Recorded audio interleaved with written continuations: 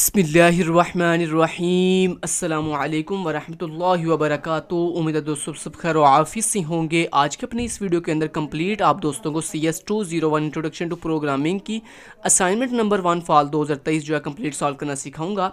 इस असाइनमेंट की due date 15 नवंबर 2023 है। इसके टोटल मार्क्स 220 हैं। इस असाइनमेंट को करने के लिए आपको ज़रूरत है डेव C++ सॉफ्टवेयर यानी IDE की, जिसके ऊपर आप अपना कोड लिखेंगे C++ लैंग्वेज का। इस असाइनमेंट के अंदर दोस्तों आपने दो चीज़ें मस्ट यूज़ करनी है, एक लूप्स का कंसेप्ट यूज़ करना है और एक फंक्शन का कंसेप्ट यूज़ करना है। आपने इस असाइनमेंट की जो है .cpp फाइल जो है वो LMS पे अपलोड करनी है। इंशाल्लाह इस वीडियो में बच्चों की तरह एक एक चीज़ गाइड करूँगा कि कौन सी फाइल लास्ट में जाके ये भी बताऊँगा कि कौन सी फाइल आपने LMS पे अपलोड करनी होगी। वैसे तो .cpp फाइल बता दी है मैंने, लेकिन कुछ बच्चों को अभी भी पता नहीं चलता कि .cpp फाइल कौन सी होती है, तो वो भी इंशाल्लाह इस वीडियो में कवर करूँगा आपको इंशाल्लाह स्टेप बाय स्टेप। चलते हैं दोस्तों, सबसे पहले आपको ज़रूरत है डेव C++ IDE की। अब ये डेव C++ IDE आपने कहाँ से डाउनलोड करना है, कहाँ से इंस्टॉल करना है, उस कंप्लीट वीडियो का लिंक जो है इसी वीडियो के डिस्क्रिप्शन पार्ट में आपको प्रोवाइड कर दूंगा। आपने सिंपली दोस्तों मेरी डिस्क्रिप्शन में जाना है और वहाँ पे आपने डेव C++ को डाउनलोड और इंस्टॉल करने वाली जो मेरी वीडियो का लिंक है उस पर क्लिक करके अपने कंप्लीट सेटअप करना सीख लेना है कि किस तरह से हम जो है डेव C++ IDE को डाउनलोड करेंगे और कैसे स्टेप बाय स्टेप उसको इंस्टॉल करेंगे। जब दोस्तों आप उसे डाउनलोड और इंस्टॉल करोगे फिर आपने वापस मेरी इस वीडियो पे आ जाना है। जब इस वीडियो पे वापस आओगे तो आपने इस तरह डेव C++ को फर्स्ट टाइम ऐसे ओपन जब करोगे तो आपके सामने बिल्कुल ये ब्लैंक स्क्रीन आएगी। आपने दोस्तों यहाँ पे फाइल पे जाना है और ये फाइल वाले ऑप्शन पे क्लिक करने के बाद देना आपको यहाँ पे न्यू का ऑप्शन मिलेगा। आपने न्यू में जाने के बाद यहाँ पे सोर्स फाइल के ऊपर क्लिक कर देना है, तो आपके सामने इस तरह की न्यू फाइल जो है बन के आ जाएगी। अब आपने क्या करना, ये जो न्यू फाइल बन के दोस्तों आई है, इस फाइल को आपने सिंपली क्या कर लेना है, सेव कर लेना है। तो सेव कैसे करते हैं, उसके लिए आपने यहाँ पे अपनी ये जो न्यू फाइल बनाई है इसको सेव करने के लिए आपने फाइल, लेकिन उससे पहले थोड़ा सा आपने कुछ लिख लेना है, क्योंकि दोस्तों ये जो डेव C++ है ना, ये किसी भी फाइल को तब तक सेव नहीं करता जब तक आप उसमें कुछ ना कुछ राइट ना कर दो। तो मैंने यहाँ पे डमी सा कुछ भी लिख दिया, रैंडम सा कुछ भी लिख दिया और उसके बाद दोस्तों मैं इसको करूँगा सेव। सेव कैसे करेंगे, उसके लिए आपने यहाँ पे फाइल पे क्लिक करना है। यहाँ पे आपको एक सेव का बटन दिखाई देगा, आपने उस पर क्लिक करना है। जैसे दोस्तों आप सेव पे क्लिक करते हो तो देन ये आपसे लोकेशन पूछ रहा है कि आपने ये फाइल कहाँ सेव करनी है, तो मैंने इसको कहा डेस्कटॉप पे। तो सिंपली आपकी मर्जी, आप किसी भी लोकेशन पे सेव कर सकते हैं, तो मैंने डेस्कटॉप कह दिया। डेस्कटॉप कहने के बाद दोस्तों आपने यहाँ पे जो भी लोकेशन चूज़ की उस लोकेशन में जाने के बाद यहाँ पे देन आपने अपनी फाइल का नेम बताना है। तो मैं आपको ये रिकमेंड करूँगा कि आप अपनी फाइल के नेम की जगह पे अपनी VUID बताइएगा। जो भी आपकी VUID है वो आप रख लो। मान लो आपकी VUID है BC123 उसके बाद 4 5 6 7 8 9। लेट्स से आपने ये लिख दिया दोस्तों। फाइल का नेम अपनी VUID के अकॉर्डिंग लिखने के बाद आपने यहाँ पे सेव के बटन के ऊपर क्लिक कर देना है, तो आपकी फाइल जो है सक्सेसफुली सेव हो चुकी है। और दोस्तों यही फाइल आपकी .cpp फाइल है, ठीक है, यानी आपने यही फाइल LMS पे अपलोड करनी है। अब ये जो आपने डमी से टेक्स्ट लिखा था इसको आप रिमूव कर दो और उसके बाद अगेन आप Ctrl+S भी दबाओ तो फिर भी आपकी फाइल सेव हो जाती है। ठीक हो गया। अब दोस्तों आपने इस फाइल के ऊपर कौन सा कोड, ये जो बिल्कुल ब्लैंक फाइल आ गई है, सेव आपने कर ली है, इसके ऊपर कौन सा कोड लिखना है, ये जो कोड मैं आपको दिखाने जा रहा हूँ ये आपके कंप्लीट सोल्यूशन का कोड है।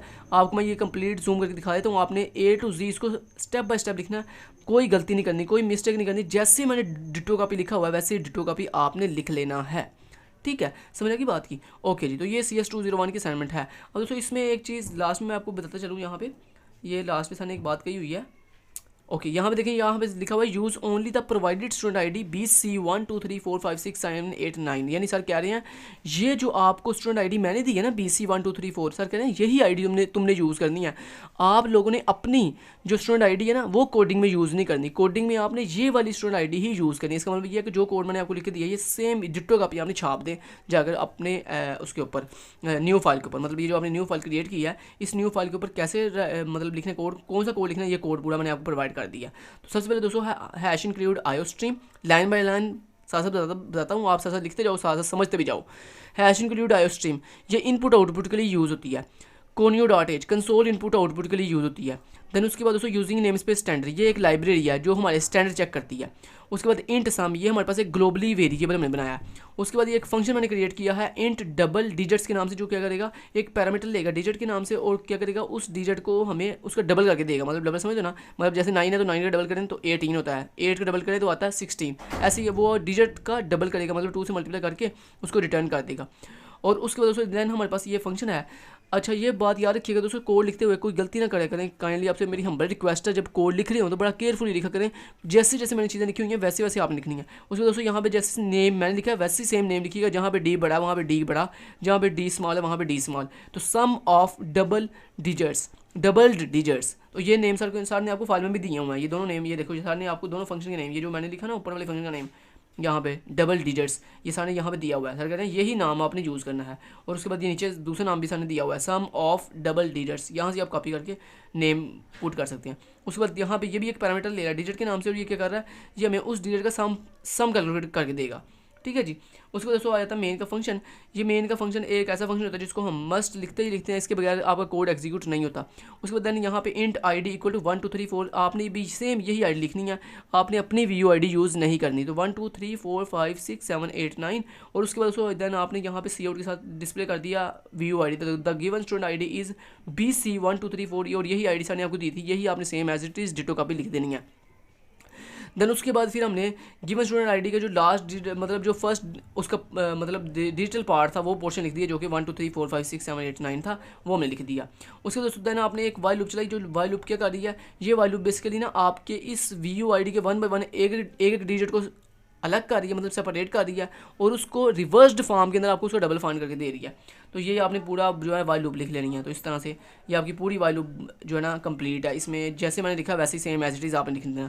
उसके बाद लास्ट में जाके आपने वो जो सेपरेट डिजिट डबल डिजिट्स हैं आपके, उनके सम करके आपने यहाँ पे सम वेरिएबल के थ्रू उसको डिस्प्ले कर दी। लास्ट पे गेट ch फंक्शन लगा हुआ है, और उसके बाद रिटर्न 0 सॉफ्टवेयर क्लोज करने के लिए लास्ट पे आपके पास ये क्लोजिंग ब्रैकेट है मेन फंक्शन की। ठीक है, तो ये कोड है, उम्मीद है आपने इस तरह सारा लिख लिया होगा, मतलब आपने ऐसे ये पूरा का पूरा कोड जो आपने इस न्यू फाइल पे टाइप कर दिया होगा कुछ इस तरह से। ठीक है, तो अब जब दोस्तों आप ये सारा कोड इस तरह लिख लोगे, जैसे मैंने आपको दिखाया A to Z step by step, ये जब पूरा कोड आप लिख लोगे, एक दफ़ा फिर दिखा देता हूँ। ये देखें, ये ऊपर से आप हाफ कोड ये है, ये ऊपर वाला लाइन नंबर 12 तक हाफ कोड ये है, और उसके बाद हाफ कोड ये नीचे वाला, ये मेन वाला। ठीक है, ये सारा कोड लिख लेना आपने। जब कोड लिख लोगे उसके बाद यहाँ से आपने कंपाइल शुरू करना है। तो कंपाइल करने के लिए दोस्तों आपने यहाँ पे कंपाइल एंड रन के ऊपर क्लिक करना है। ठीक है, और जैसे आप कंपाइल एंड रन के ऊपर क्लिक करते हो तो फ़ौरन से ये फाइल जो है कंपाइल हो गया, आपको इसकी आउटपुट दिखाई देगी स्क्रीन के ऊपर। ये कोड 100% दोस्तों ठीक है, और ये देखो ये सारी आउटपुट आपको दिखाई दे रही है। देखो हर डिजिट का उसने अलग अलग आपको डबल फाइंड करके दिया है, उसने बाद डिजिटल पार्ट्स है, उसके बाद लास्ट में उसने आपको तमाम के तमाम जो सेपरेटेड डबल डिजिट्स है उनका सम भी फाइंड करके दिया। तो ये आप 100% आपकी आउटपुट जो है 100% ट्रू है। अगर दोस्तों आपका डेव C++ ठीक से काम नहीं कर रहा तो आप इस कोड को ऑनलाइन कंपाइलर पे भी चेक करके देख सकते हो, लेकिन मस्ट आपने डेव C++ इंस्टॉल तो करना ही करना है। तो अपने लैपटॉप के अंदर ये डेव C++ डाउनलोड और इंस्टॉल मस्ट करें। लेकिन फर्स्ट करें, अगर आपने डेव C++ पे ट्राई किया लेकिन डेव C++ पे सही से आपको कोड एग्जीक्यूट नहीं हो रहा, तो आपने फिर क्या करना है, इस पूरे कोड को ऐसे Ctrl+A से सिलेक्ट ऑल करें, Ctrl+C से कॉपी करें, और आप सिंपल आ जाएँ गूगल क्रोम पे।